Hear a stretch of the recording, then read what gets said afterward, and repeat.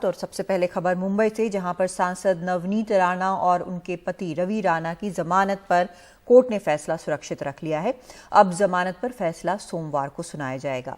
नवनीत राणा अमरावती से निर्दलीय सांसद हैं। मुंबई में हनुमान चालीसा विवाद के बाद उनकी गिरफ्तारी हुई थी। आज बहस के दौरान सरकारी वकील ने कहा कि नवनीत और रवि राणा ने हनुमान चालीसा का हथियार के तौर पर इस्तेमाल किया। शिवसेना को गुंडों की सेना कहा गया और मुख्यमंत्री के खिलाफ भी इसी तरह की भाषा का इस्तेमाल किया गया।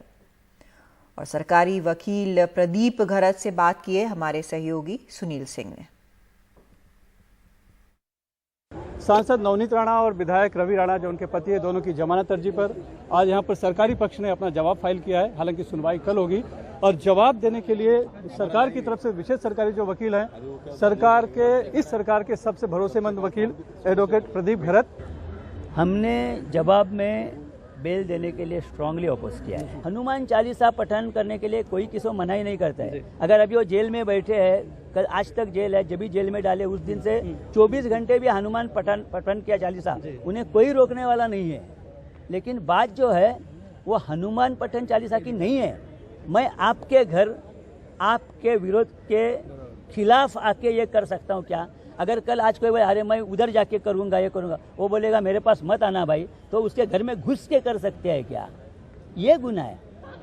यानी इन्होंने एक ऐसा सब्जेक्ट, एक अवडंबर रखा है कि जो लेने से लॉ और ऑर्डर की, मेंटेनेंस ऑफ लॉ और ऑर्डर का कैसा माहौल पैदा होगा कि वो उसका पूरा ब्रेक ये दिखा सकते हैं कि लोग चिढ़ सकते हैं और लोग दंगे कर सकते हैं।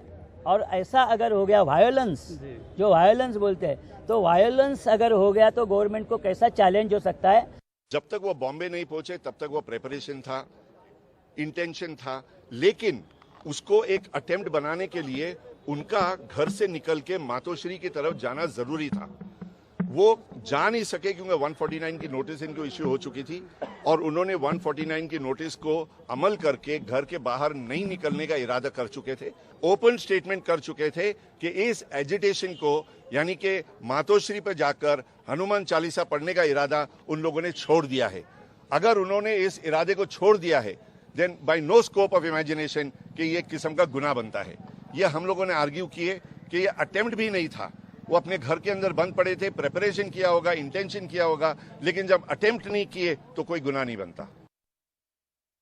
और कोर्ट में दोनों पक्षों ने क्या दलीलें रखी, ये बता रहे हैं हमारे सहयोगी सुनील सिंह। सुनवाई शुरू हुई तो नवनीत राणा की तरफ से रिजवान मर्चेंट जो उनके वकील हैं वो तो अदालत में थे ही, लेकिन जो सीनियर काउंसिल है आबाद पोंडा, उन्होंने दलीलें शुरू की और उन्होंने साफ तौर पे कहा कि ये कोई किसी चोरी या फिर पीएम मनी लॉन्ड्रिंग या इस तरह का मामला नहीं। हम एक विचार के वजह से कोई अगर गिरफ्तार हुआ है, इस तरह के मामले में सुनवाई हुई है, सुनने के यहाँ पर दलील देने के लिए आए हैं। और ख़ास बात यह है कि जो धाराएं दो लगाई गई हैं 153A ये और 124A सेडिशन, ये जो है बनती नहीं है दोनों के खिलाफ, लेकिन इसके बावजूद कहीं न कहीं धाराएं लगाई गई है क्योंकि दोनों ने सिर्फ और सिर्फ जो रिक्वेस्ट की थी वो थी हनुमान चालीसा जाकर शांतिपूर्वक वहाँ पर पढ़ने की। किसी भी तरह के उसमें धार्मिक विद्वेष की बात नहीं थी क्योंकि किसी धर्म विशेष के खिलाफ उन्होंने कोई बात नहीं की थी। यानी 153A जो कि बताता है कि दो धर्मों के बीच तनाव पैदा करने की कोशिश की गई, वो मामला भी यहाँ नहीं बनता है। दूसरा उनका कहना था कि ये कोई चुनौती सरकार के खिलाफ नहीं थी, जैसा कि सेडिशन यानी कि राजद्रोह का आरोप लगाया गया है, ये भी नहीं इनके खिलाफ बनता है क्योंकि उद्धव ठाकरे को अगर चुनौती दी गई थी तो इस मामले में तो उद्धव ठाकरे कोई सरकार नहीं है, क्योंकि ये जहाँ पर जो सरकार है वो 3 दलों की सरकार है और किसी व्यक्ति विशेष को चुनौती देना राज्य को चुनौती देना नहीं होता है।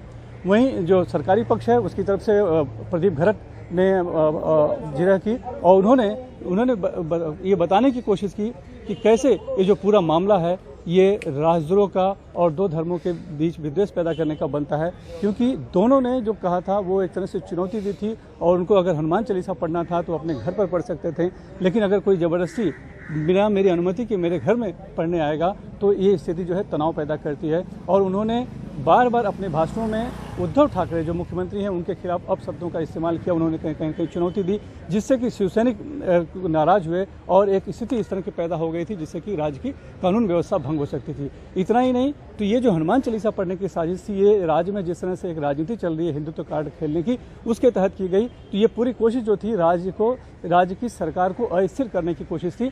इसलिए इस पूरे मामले में धारा 124A यानी कि राजद्रोह का मामला बनता है।